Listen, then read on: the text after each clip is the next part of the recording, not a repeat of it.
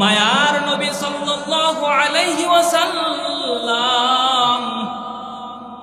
যখন হিজরতের জন্য হিজরত করতে যখন বের হয়ে গেলেন, যখন এই গারে সুরের কাছে যখন রওনা হলেন, যখন এই গারে সুরের নিকটবর্তী হইলেন, মায়ার নবী সাল্লাল্লাহু আলাইহি ওয়াসাল্লাম বৃদ্ধ মানুষ, অনেক ক্লান্ত হয়ে গেছেন। আবু বকর সিদ্দিক রাদিয়াল্লাহু তাআলা আনহু নবীকে পিঠের মধ্যে নিয়ে ওই পাহাড়ের উপর উঠছে। পাহাড়টা বেয়ে বেয়ে পাহাড়ের চূড়ার মধ্যে গেছে আবু বকর।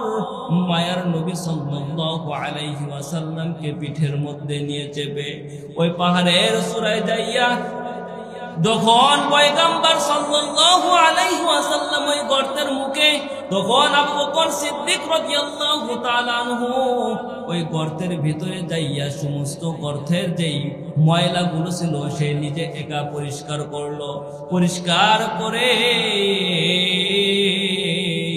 মুহাম্মদ মায়ার নবী সাল্লাল্লাহু আলাইহি ওয়াসাল্লামকে ভিতরে নিয়ে গেলেন। ভিতরে যাওয়ার পর দেখে গর্তের মধ্যে অনেক ছিদ্র, ছোট ছোট বড় বড় অনেক ছিদ্র দেখা যায়। আবু বকর সিদ্দিক রাদিয়াল্লাহু তাআলা আনহু নিজের জামাটা ছিঁড়ে ছিঁড়ে ওই সুর পাহাড়ের গর্তগুলো পূরণ করে দেয়, গর্তগুলো বন্ধ করে দেয়। একটা গর্ত শুধু বাকি থাকলো, শরীরের এইটুকু পরিমাণ জামা বাকি নাই, যেই জামাটা দিয়ে ওই গর্তটা আটকিয়ে দিবে, বন্ধ করে দিবে। এইবার আবু বকর সিদ্দিক রাদিয়াল্লাহু তাআলা আনহু কি করবে? পয়গম্বর সাল্লাল্লাহু আলাইহি ওয়াসাল্লাম বড় ক্লান্ত। মায়ার নবী সাল্লাল্লাহু আলাইহি ওয়াসাল্লাম হযরত আবু বকর সিদ্দিক রাদিয়াল্লাহু তাআলা আনহুর উপরে মাথাটা রাইখা বিশ্রামে চলে গেলেন, একটু নিদ্রা ভাব, ঘুম ঘুম ভাব। এইবার আবু বকর সিদ্দিক রাদিয়াল্লাহু তাআলা আনহু তার পায়ের গোড়ালি দিয়ে ওই একটা বাকি গর্তটা সে আটকায় দিল। আবু বকর সিদ্দিক রাদিয়াল্লাহু তাআলা আনহু ওই পায়ের গোড়ালি দিয়া ওই একটা গর্তটা বন্ধ করে দিল। একটু সময় যাওয়ার পর কেমন জানি ওই গর্ত থেকে মাথা দিয়ে কে যেন ভোঁতা দেয়। আবু বকর সিদ্দিক রাদিয়াল্লাহু তাআলা আনহু আবু বকর সিদ্দিক রাদিয়াল্লাহু তাআলা আনহু সে ভয়ে কাতর হয়ে গর্তটা আরো পাও দিয়ে জোরে করে চাপ দিয়ে ধরছে। এইবার গর্তের মধ্যে ছিল একটা বিষাক্ত সাপ, যে সাপটা পয়গম্বরকে দেখার জন্য বড় পাগল। আবু বকর সিদ্দিক রাদিয়াল্লাহু তাআলা আনহু যখন ওই সাপটা তাকে এইভাবে মাথা দিয়ে গুঁতা দেয়, কিন্তু পয়গম্বরের সাহাবী আবু বকর পাওটা সরায় না।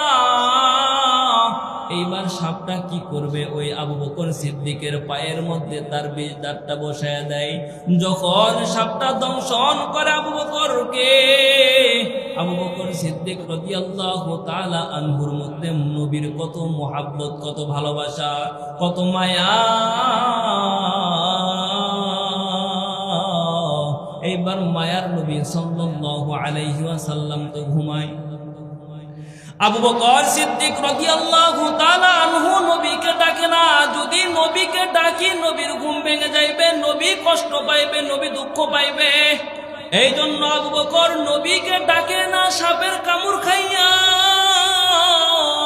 আবু বকরের শরীরটা বিষের যন্ত্রণায় কালো হয়ে যায়। আবু বকর সিদ্দিক রাদিয়াল্লাহু তাআলা আনহু এমন একটা পর্যায়ে চলে গেলেন, সে বিষের যন্ত্রণা সহ্য করতে পারতেছে না। বিষের যন্ত্রণা সহ্য করতে না পাইরা চোখ দিয়ে কেমন যেন বেয়ে বেয়ে করে পানি পড়ে। এই পানির ঝটকানি, পানির গাল বেয়ে বেয়ে নবী সাল্লাল্লাহু আলাইহি ওয়াসাল্লামের গালের উপর একটা পানির ফোঁটা পড়ছে। সঙ্গে সঙ্গে মায়ার নবী সাল্লাল্লাহু আলাইহি ওয়াসাল্লাম জাগ্রত হয়ে যায়। মায়ার নবী ডাক দিয়ে বলে, হে আবু বকর, তুমি কেন কাঁদো? তুমি কেন কাঁদো? তোমার সন্তানের কথা মনে পড়ে গেছে নাকি? তোমার বিবির কথা মনে পড়ে গেল নাকি? তোমার পরিবার পরিজনদের কথা মনে পড়ে গেল নাকি? আবু বকর, তুমি কেন কাঁদো? এইবার আবু বকর সিদ্দিক রাদিয়াল্লাহু তাআলা আনহু ডাক দিয়ে বলে, ও নবী, তাকায় দেখেন গর্তর সমস্ত গর্ত আমি আমার গায়ের জামা দিয়ে জামা ছিঁড়ে গর্তগুলো বন্ধ করলাম, কিন্তু একটা মাত্র গর্ত আছে, যেই গর্তটা আমার শরীরের এমন কোন কাপড় নাই যে কাপড়টা দিয়ে আমি ওই গর্তটা পূরণ করব। ও নবী, ওই গর্তের মধ্যে একটা বিষাক্ত সাপ আমাকে দংশন করছে, আমাকে কামড় দিছে। ওই সাপের বিষের যন্ত্রণায় আমি সহ্য না করতে পাইরা না করতে পেরে আমার চোখ দিয়ে বে বে করে পানি পড়ে যায়। নবী ডাক দিয়ে বলে, তুমি একটাবার কেন আমাকে ডাক দাও নাই? তুমি একটাবার কেন আমাকে ডাকো নাই? এইবার আবু বকর ডাক দেখো, ও নবী, আপনি তো বড় ক্লান্ত, আমি কিভাবে আপনাকে ডাকবো? আমি কিভাবে আপনাকে কষ্ট দিতে পারি রে নবী? এইবার মায়ার নবী সাল্লাল্লাহু আলাইহি ওয়াসাল্লাম হাতটা বাইরে শাহাদত আঙ্গুল দিয়ে তার জিহ্বার থেকে একটা থুতু নিয়া, এক ফোঁটা থুতু নিয়ে যেই জায়গায় সাপ কামড় দিয়েছে ওই জায়গায় লাগাইয়া দিল। সঙ্গে সঙ্গে বিষটা পানি হয়ে গেল, বিষটা নেমে গেল। এই কুদরত বরকত দিছে কে? মায়ার নবীর থুতুর মধ্যে আল্লাহ বরকত দিছে। কেমন মায়ার নবী আমরা পাইলাম!